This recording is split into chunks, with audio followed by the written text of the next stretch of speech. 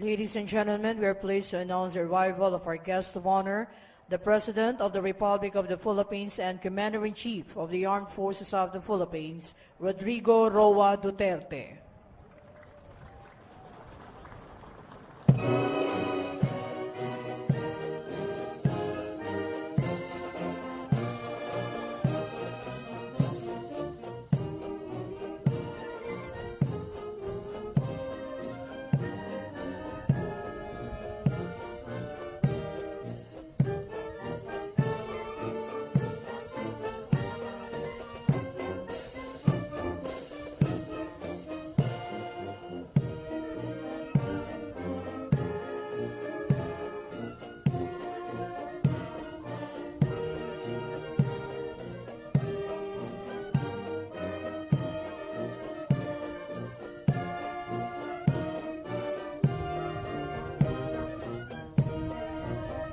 Please rise for the arrival honors.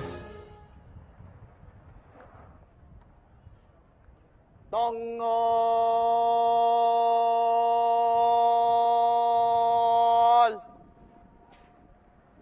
Ta! Mga pinuno, tanghal. Ta!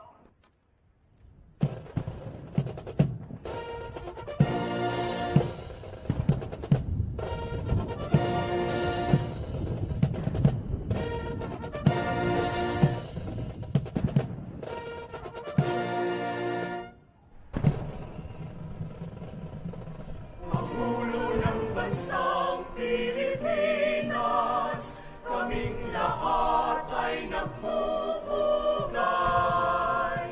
Mamamayan at sa buong sambayanan, ika'y nagsisilbing gabay.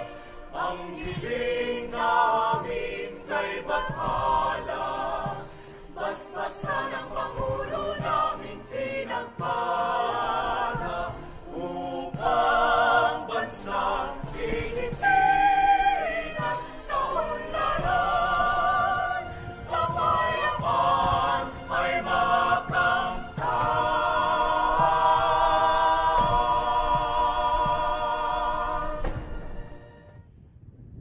Mga pinuno, baba. Ta! Dadala. Thank you. The audience may be seated. Baba!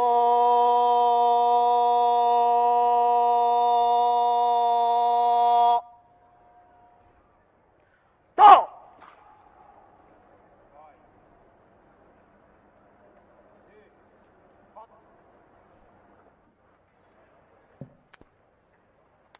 Mahal na Pangulo, handa na po ang tanod pandangal upang libutin.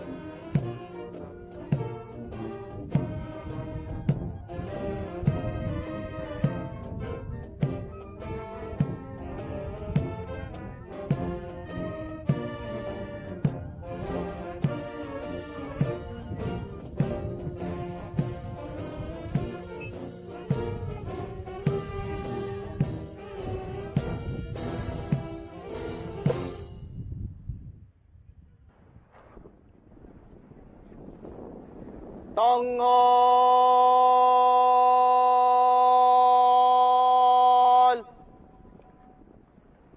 To! Mga pinuno, tanghal. To!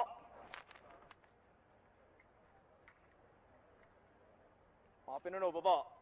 To! Dadala. Kalis!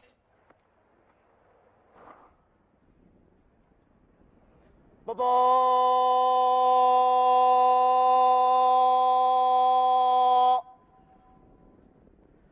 To!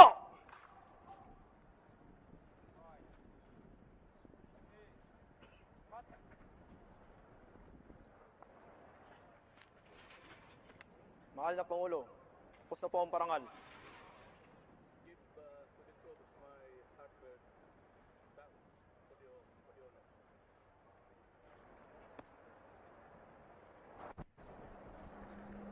Mga kasama, ipinapaabot ng ating panauhing pandangal, kagalang-galang, Rodrigo R. Duterte, Pangulo, Republika ng Pilipinas, ang kanyang taus-pusong pasasalamat sa parangal na iginawad natin sa kanya ngayong hapon. Mga pinuno, baba. Ta.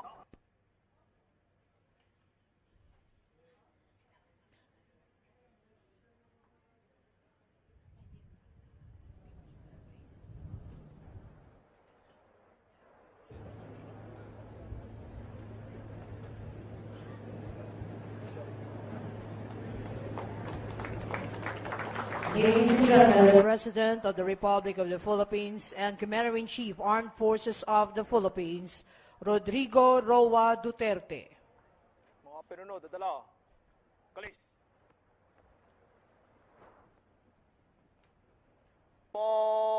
Pangkat!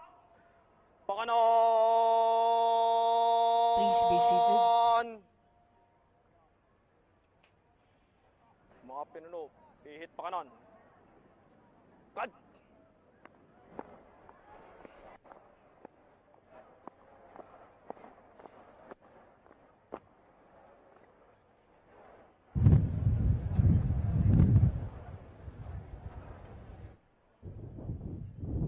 Cut!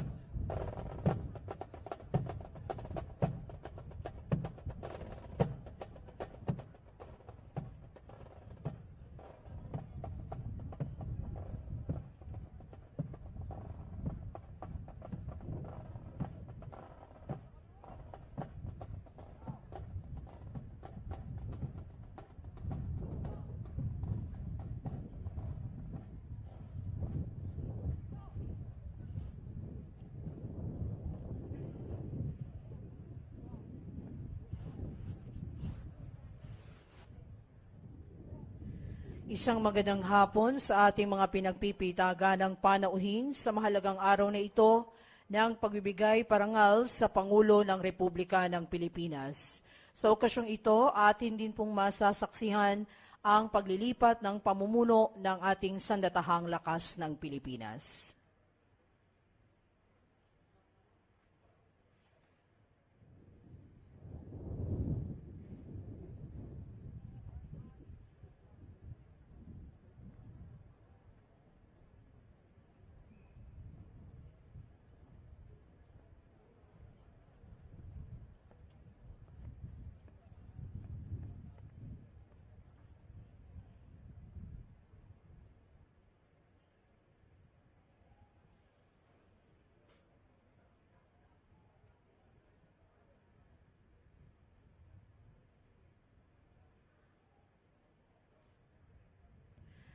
We shall begin with this afternoon ceremony.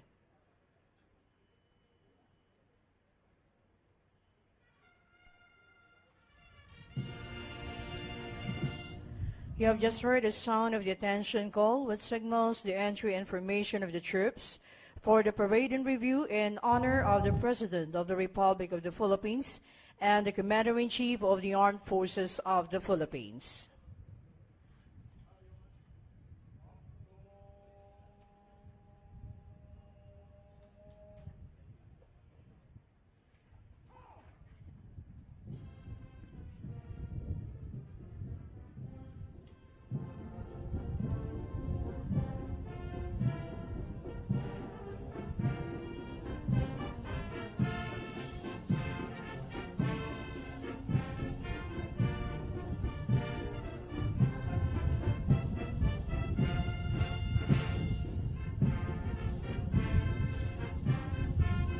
From the right side of the grandstand, you're witnessing the entry of colors.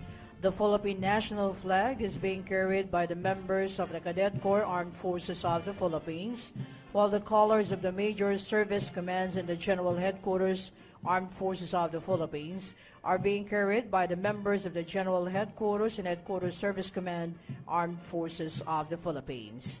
Members of the Philippine Marine Corps carry the AFP mast colors.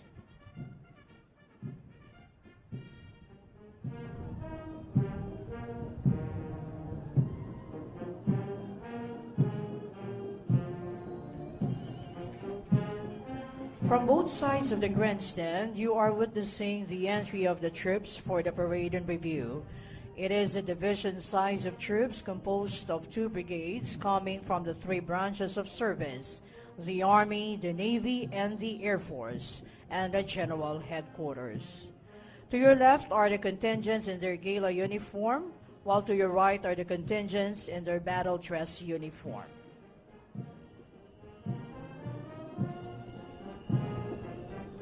The 1st Brigade in their gala uniform consists of the ceremonial contingents from the General Headquarters and Headquarters Service Command Armed Forces of the Philippines, the Philippine Army, Philippine Air Force, and the Philippine Navy. The 2nd Brigade in their battle dress uniform is comprised of the Army Special Operations Command, members of the Marine Corps, 7th Special Operations Wing of the Philippine Air Force, and the AFP Peacekeeping Operations Center. Over the years, as the global and national socio-political environment confronting our nation evolves and in the process brings new challenges, the Armed Forces has devoted its energy in transforming itself, holding fast to still relevant traditions while shedding off those that need reform. The AFP was once a force for independence against foreign powers and crusaders for the sovereignty of the Filipino people. But now it is a vanguard for external security, bringing peace to Filipino communities across the archipelago and paving the way for an environment conducive to unbridled prosperity. The AFP is the Filipino people's staunchest defender and protector from any threat, guided by the light of justice and law. On this occasion, the Armed Forces reassures the Filipino people of its continued unwavering commitment to the mission to ensure peace and foster nation building with its internal peace and security plan Bayanihan and the thrust on the transformation of a professional, capable, and responsive armed forces that is a source of national pride. Ladies and gentlemen, before you are the troops with utmost commitment and dedication, always present to extend their services for the Filipino nation and its people. They commit themselves firmly in implementing the ideals being espoused by the Internal Peace and Security Plan Bayanihan and the Armed Forces of the Philippines Transformation Roadmap. Anytime, anywhere, and whatever the situation calls for, the foot soldier, the airman, the sailor, and the marine will be there to serve in the spirit of cooperation to achieve peace, thus bringing progress and development in the entire archipelago.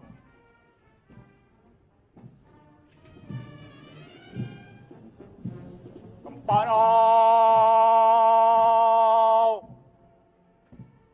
To! Sampanaw!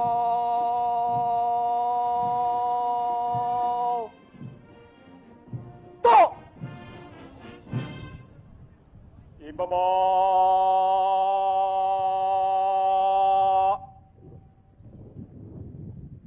Ha!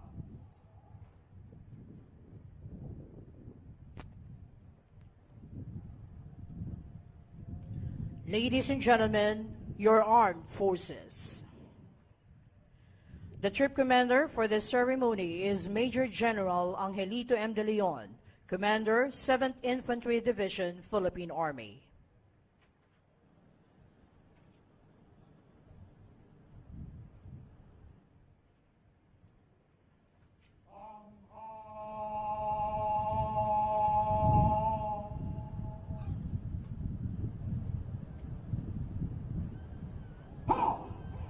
Please rise for the presentation of command and honors.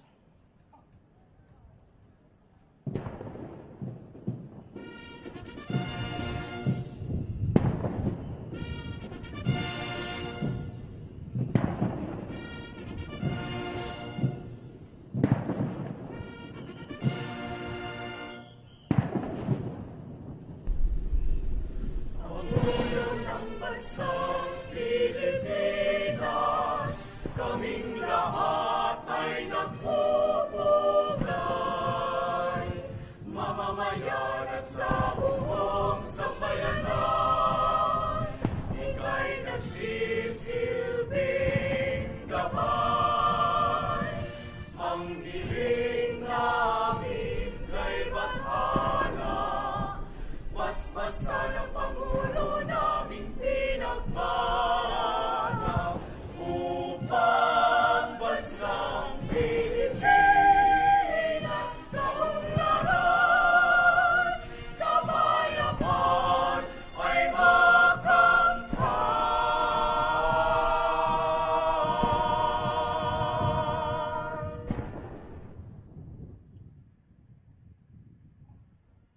Thank you. The audience may be seated.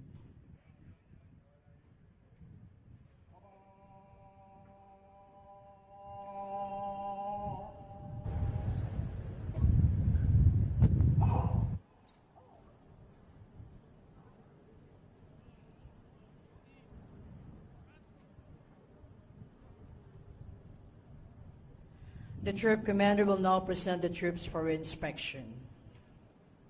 Mahal na Pangulo, handa na po ang mga pampanaw upang libutin.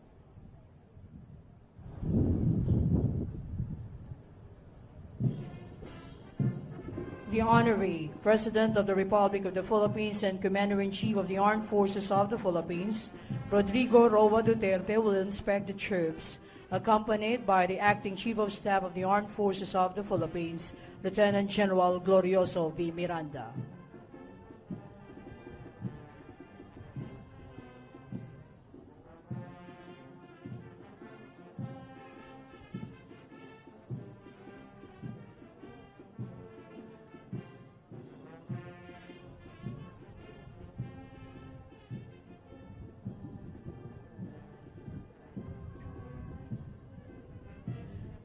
They will be joined by the Troop Commander, Major General Angelito M. De Leon.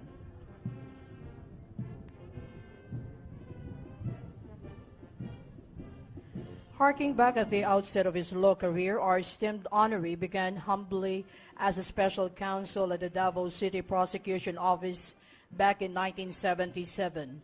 But knowing his remarkable willpower mixed with his administrative acumen and value for transparency, he effectively managed to work his way up the ladder of success and functioned as the second assistant city prosecutor in 6 years' time. In no time, he gained confidence to vie for the local mayorship in 1988 and won. At the onset of his term of office as the local city mayor, one of his top priorities was to free Davao City from the tumults brought about by armed struggle. With his unquestionable skill in deal-making and negotiation, he was able to forge a tactical alliance between the government forces and the communist rebels and other leftist groups.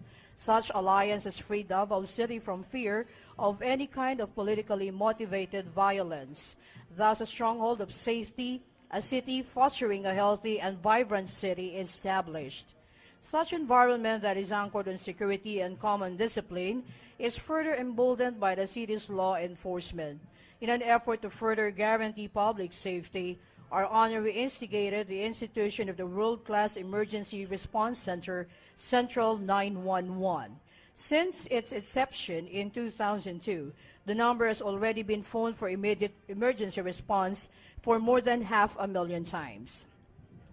Since before, the honoree has been a bold and pronounced advocate of crime eradication. He employed various anti-crime platforms and strategies which strikingly upheld safety and discipline in Davao City community.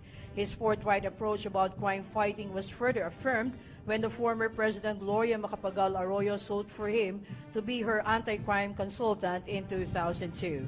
After taking a glimpse on our honoree's distinctive 28-year track in Davao City government, his outstanding standards of leadership is acclaimed for earning Davao City various local and international accolades over the years. To name a few, the city was awarded the prestigious National Literacy Hall of Fame Award, was once held as the most gender-responsive local government unit, most culture-friendly city, cleanest and greenest highly urbanized city in the Philippines, and one of the most livable cities in Asia. It is in these efforts that the honoree has manifested his exceedingly intelligence, strength of will, and sound judgment.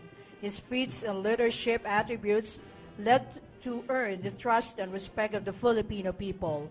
For in the first time in history, we have witnessed a local mayor jump into national presidency when he acquired a favor of 38.6% of the voters. This proves that a strong majority believes that a man with his ironclad competence and exemplary commitment is fit to serve as the Chief Executive of the Republic of the Philippines. And in all this that he has done for the noble service of the people, he shall readily assume the presidential seat and the responsibility of being the first in command of the armed forces of the Philippines in his fullest capacity.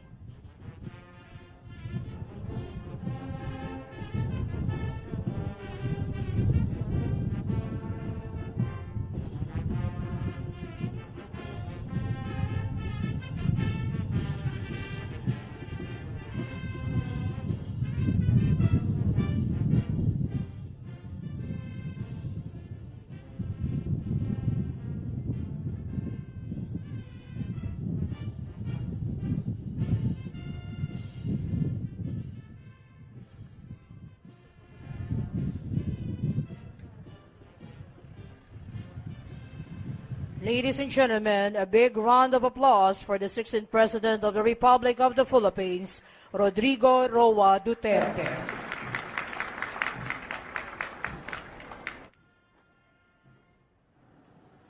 We shall have the honors to the nation.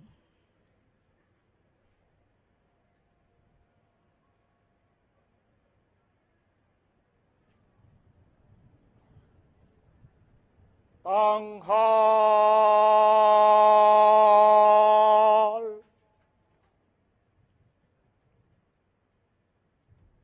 Ha! Okay, kamay. Ha! Bayang magiliw, peros ng silanganan, alab ng puso, sa dibdib mo'y buhay. Lupang hinirang, tuyan ka ng magiting, sa manlulupi, di ka pasisiil, sa dagat at bundok, sa simoy at sa langit mong bughaw, may dilag kang tula at awit sa paglayang minamahal, ang kislap ng watawat mo'y tagumpay na nagniningning, ang bituin at araw niya kailan pa may di magdidilim. Lupa ng araw ng walhati pagsinta, buhay ay langit sa piling mo. Aming ligaya na pag may mga api, ang mamatay ng dahil sa'yo. Please remain standing. Baba.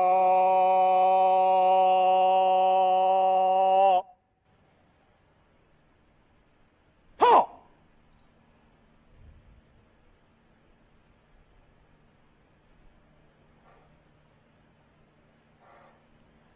The invocation will now be officiated by the Most Reverend Bishop Leopoldo S. Tumula, Doctor of Divinity, Military Ordinariate of the Philippines. Father, Son, and the Holy Spirit. Amen. Almighty Father, Lord of heaven and earth, giver of goodness, origin of all good, with all humility, we bow our hearts to honor you. We offer our lives to praise and glorify you. Our souls yearn for you. Our efforts are incomplete without you, and our lives are directionless without your guidance. Bless all our efforts, sanctify all our work, and unite us to support one another. Stretch out your hand to our Commander-in-Chief and President, Rodrigo Roa Duterte. Anoint him with wisdom, guide him in his work, and protect him in his life. Almighty Lord, bless the Armed Forces of the Philippines Chief of Staff, Lieutenant General Ricardo Visaya, who assumes the responsibility today. Help him in his effort to establish peace and harmony. Bless him with continuous courage. We thank you, Lord, for the courage and heroism of Lieutenant General Glorioso Miranda. Continue to shower him with your saving light and grace. Bless him and his family. Grant him peace of mind and protection from all harm. Almighty God, to you we entrust our nation. Strengthen us and bless us, and do not allow us to be separated from you. We ask this through Christ our Lord.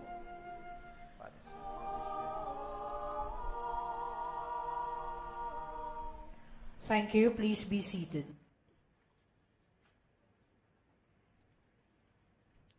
The Adjutant General, Armed Forces of the Philippines, Brigadier General Ruel N. Sorilla, will read the relief and designation orders. General Headquarters, Armed Forces of the Philippines, Camp General Emilio Aguinaldo, Quezon City. General Orders number 640, published on 01 July 2016.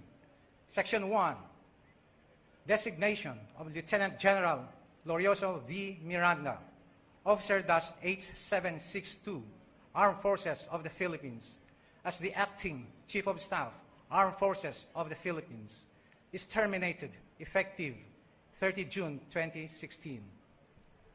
Paragraph 1, Section 2, Lieutenant General Ricardo R. Visaya, Officer-8773, Armed Forces of the Philippines, is designated as the Chief of Staff, Armed Forces of the Philippines, effective 30 June 2016. By command of Lieutenant General Visaya, Official Salvador Melchor Bimison Jr., Major General, Armed Forces of the Philippines, the Deputy Chief of Staff. Signed, Ruel N. Sorilla, Brigadier General, Armed Forces of the Philippines, the Adjutant General. The Acting Chief of Staff, Armed Forces of the Philippines, Lieutenant General Glorioso P. Miranda, will give his remarks. This will be followed by his reading and signing of the relinquishment orders.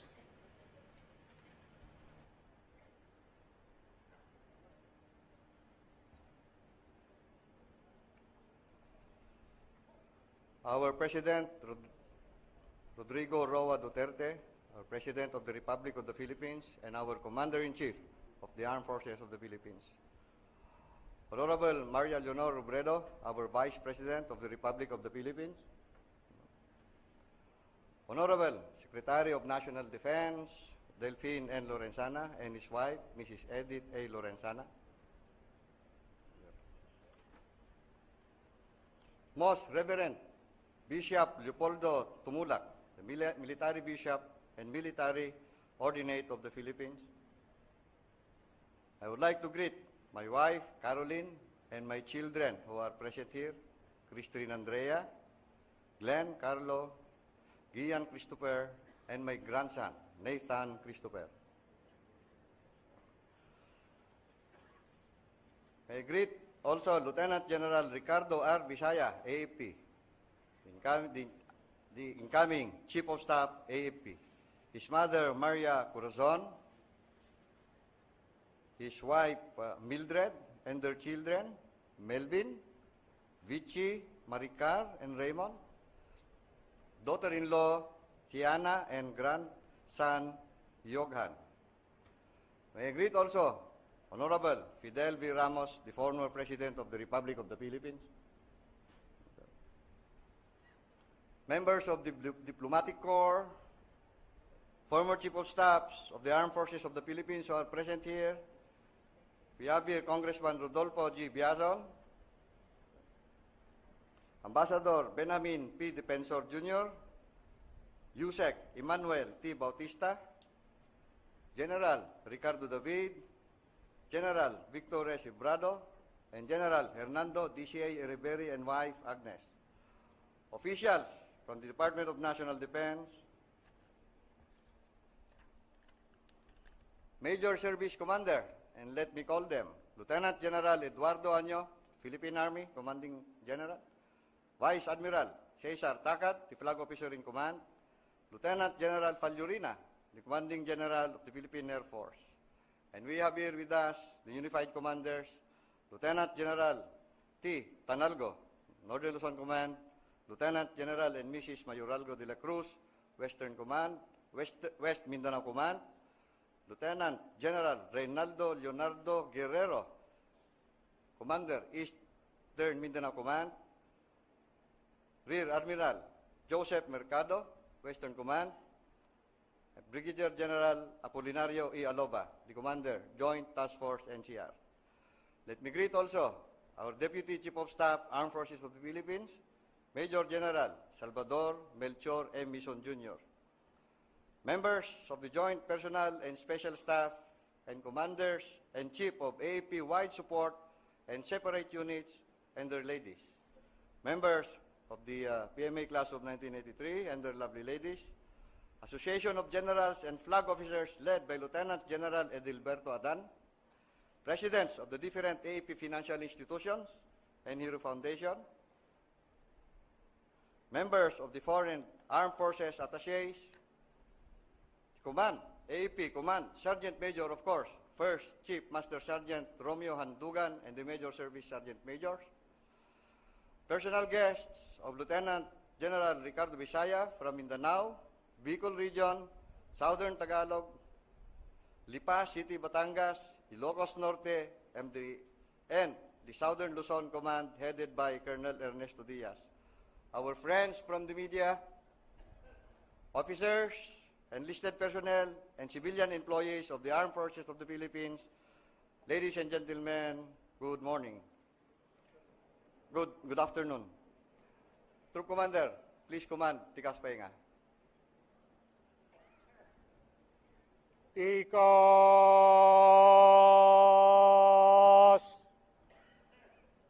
Ha! Tikas. Ha! When I assumed the position as the Acting Chief of Staff, Armed Forces of the Philippines, few months ago, the huge responsibility of leading the Armed Forces of the Philippines immediately dawned on me. It came at a time when we were entering one of the finest moments in our democratic life as a nation, especially during the conduct of the national and local elections. Implied is the subsequent leadership transition for which we are all gathered here today. But more than recognizing the insurmountable odds during the trying moments, I took pride and honor of leading the Armed Forces of the Philippines, your AFP, in those finest moments, guided by the very same oath I took decades ago. Putting it into practice, I would say, I am a soldier, and always will I be. Indeed, a big challenge. But there is consolation into it. Consolation in the sense that the end state is clear, the objective is defined, and the mission, however peculiar, is very precise. Guided by this, the mission, the objective, bundled by the same oath, and the rest, I would say, is all history. My mission was given at a crucial stage in our country's political history. With all humility, I can say, sir, mission is accomplished, and as I am relinquishing my post as the acting chief of staff, the smooth transition of authority and leadership is now complete.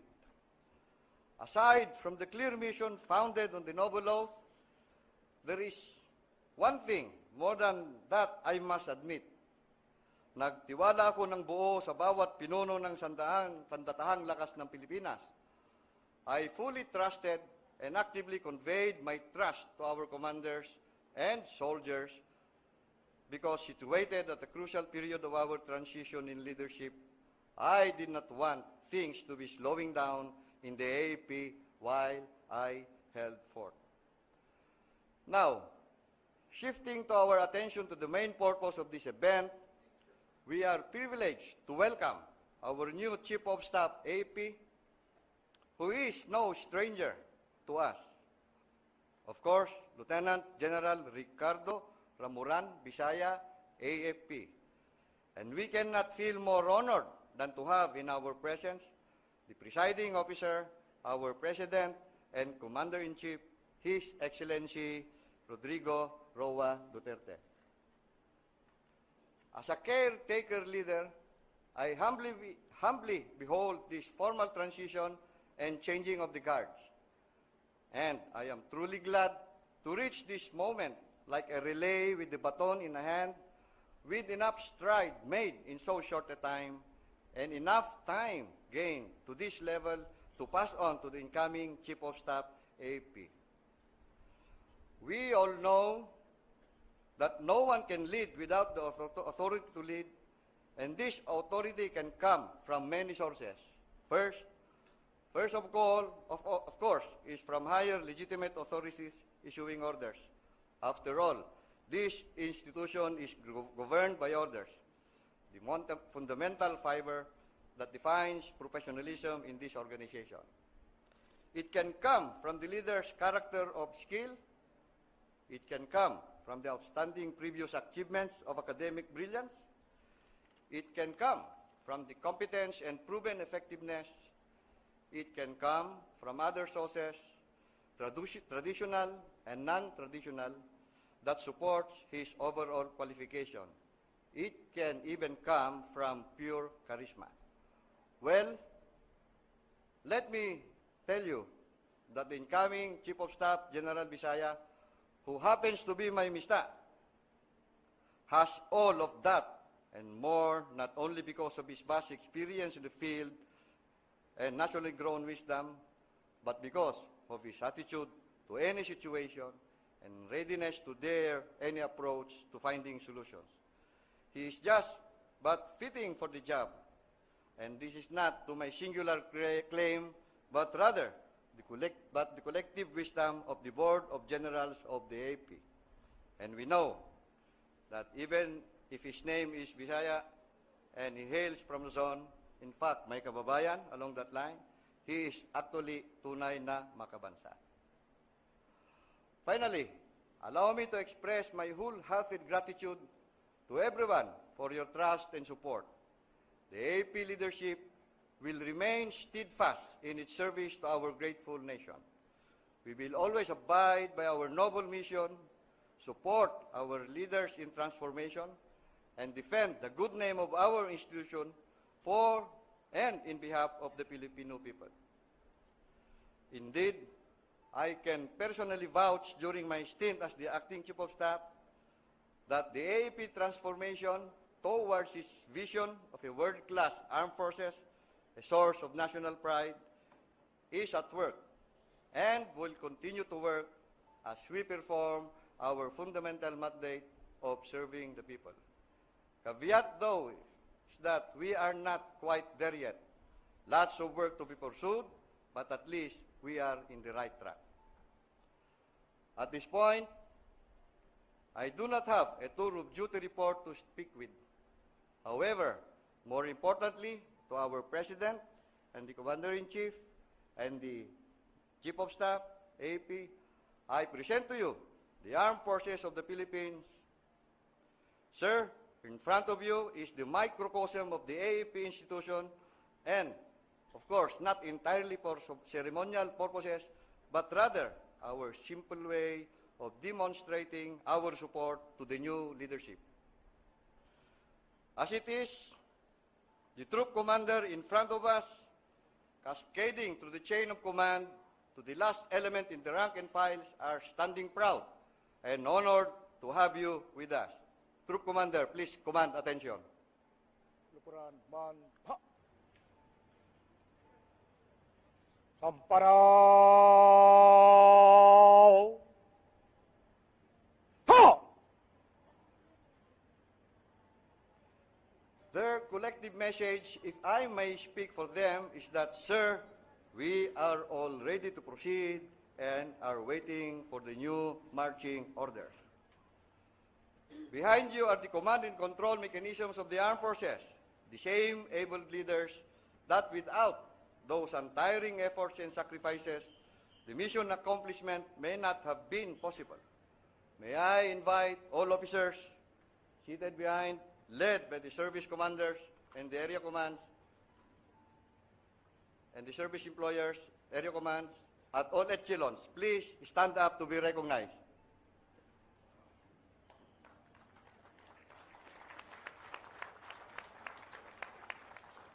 Sir, mahal na Pangulo, this is the Armed Forces of the Philippines ready to trek with you in serving the Filipino people no matter how the road looks like. Please sit down. May I end by expressing my personal gratitude to all the men, women, sailors, airmen, mariners, and soldiers, as well as the leadership for only one thing, for allowing me the chance to exercise my being a soldier founded by that oath that I mentioned earlier. Indeed, it is quite fulfilling. With this, mabuhay ang sandatahang lakas ng Pilipinas. Muling maraming salamat po at isang magandang hapon sa ating lahat.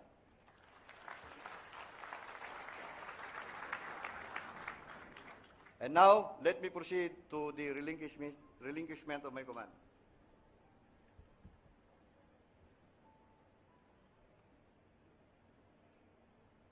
Chief of Staff, Armed Forces of the Philippines, Camp General Emilio Aguinaldo, Quezon City, dated 1 July 2016. Office Order 10-16, relinquishment. Pursuant to Section 1, General Orders Number 640, General Headquarters, Armed Forces of the Philippines, dated 1 July 2016, I hereby relinquish the duties and responsibilities as Acting Chief of Staff, Armed Forces of the Philippines, effective this date. And I signed in your presence.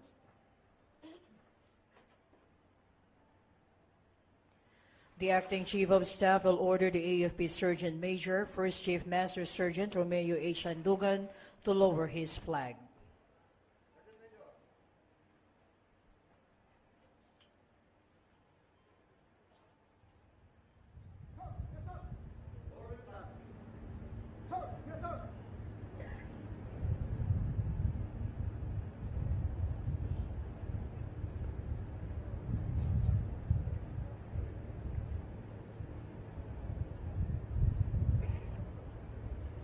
The personal flag of someone in authority represents a distinguishing mark of influence. A personal flag is indicative of the command rank of a general or flag rank officer. Traditionally, it is flown by ship or station to which he is designated as the commander. On this occasion of the AFP's change of command ceremony, the lowering of the personal flag of the Acting Chief of Staff Armed Forces of the Philippines symbolizes the handing over of responsibilities attached to his position.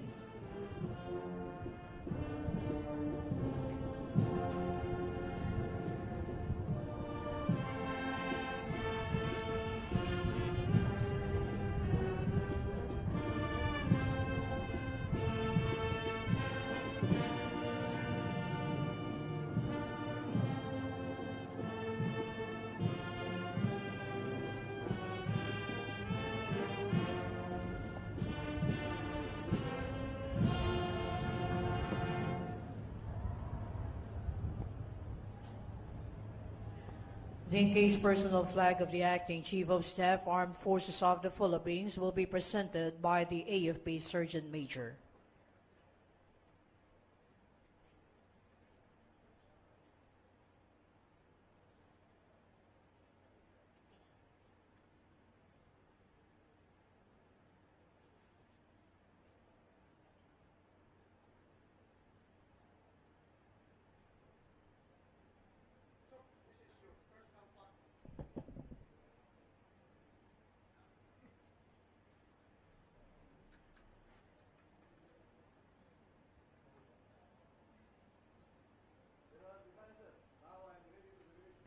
The incoming Chief of Staff, Armed Forces of the Philippines, Lieutenant General Ricardo R. Visaya, will read and sign the order for his assumption of command. General Headquarters, Armed Forces of the Philippines, Office of the Chief of Staff, Camp General Emilio Aguinaldo, Quezon City, 01 July 2016. Office Orders Number 1116, Assumption. Pursuant to Section 2, General Orders Number 640, General Headquarters, Armed Forces of the Philippines, dated 01 July 2016. I hereby assume the duties and responsibilities as Chief of Staff, Armed Forces of the Philippines, effective this date, and I sign in your presence.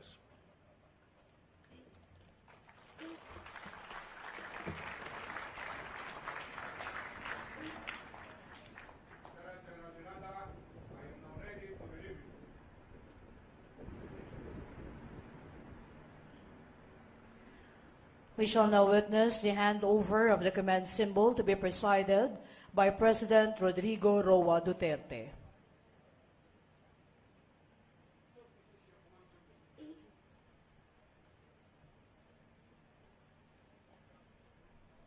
Saber is a representation of trustworthiness and steadfastness. This represents responsibility. Saber is associated with military leadership and warfare.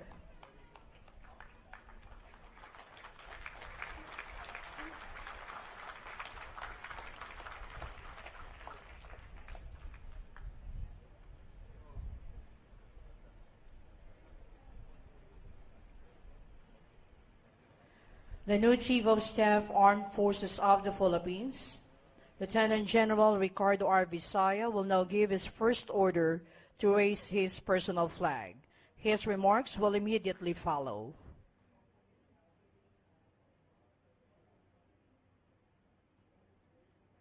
My personal flag.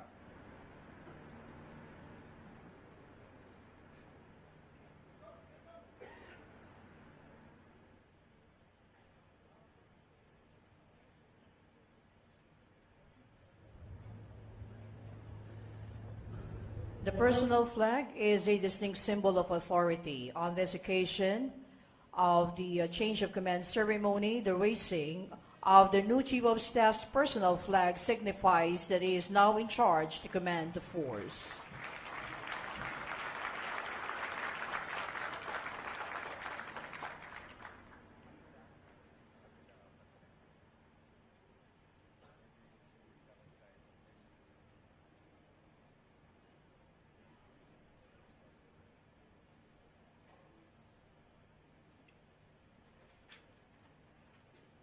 The new Chief of Staff of the Armed Forces of the Philippines will deliver his remarks.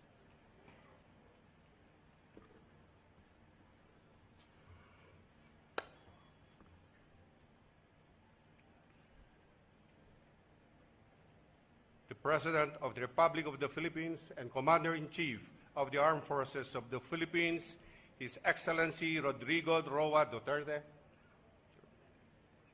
the Vice President of the Republic of the Philippines, Honorable Maria Leonor Robredo, the Secretary of National Defense, Honorable Delphine Lorenzana, sir, and wife, Mrs. Edita Lorenzana, the former Chief of Staff of the Armed Forces of the Philippines,